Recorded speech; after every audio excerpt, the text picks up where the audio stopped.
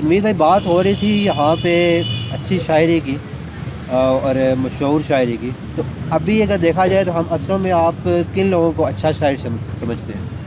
دیکھیے سینئرز کی اگر بات کریں نا تو میں ظفر اقبال صاحب ہیں جو ہمارے عہد کے بہت بڑے شاعر ہیں، ان کی شاعری سے بہت کچھ سیکھا پڑھ کے۔ جلیل علی صاحب ہیں، اچھا آپ کی قربت بھی نصیب ہوئی، اچھا آپ کی گفتگو بھی سننے کا موقع ملا، تنقیدی اجلاس میں حلقہ ارباب ذوق کے آپ کو پڑھنے کا بھی موقع ملا۔ صحیح۔ تو یہ ایسے شعراء ہیں جنہیں پڑھنے کے بعد جو ہے وہ ذہن میں نئے تجربات کرنے کا جو ہے وہ خیال آتا ہے، ایک اچھے اور خوبصورت خوشگوار تخلیقی تجربات سے گزرنے کے مواقع ملتے ہیں۔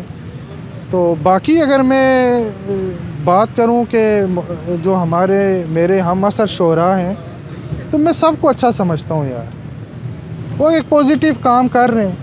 ہاں وہ لوگ جو تہذیب کو بگاڑ رہے ہیں ان کے لیے دعا کی جا سکتی ہے، لیکن جو لوگ بے شک وہ رومانٹک شاعری کر رہے ہیں لیکن کہنے کا کوئی ڈھنگ ہے، کوئی سلیقہ ہے، کوئی خوشگوار تاثر قائم ہوتا ہے، تو ایسے بہت اچھے شعراء نوجوانوں میں بھی ہیں، جو تھوڑے بہت سینئرز ہیں ان میں بھی ہے۔ تو میں تو سب کو اچھا سمجھ رہا ہوں یار، پازیٹیو کام پہ لگے ہوئے ہیں۔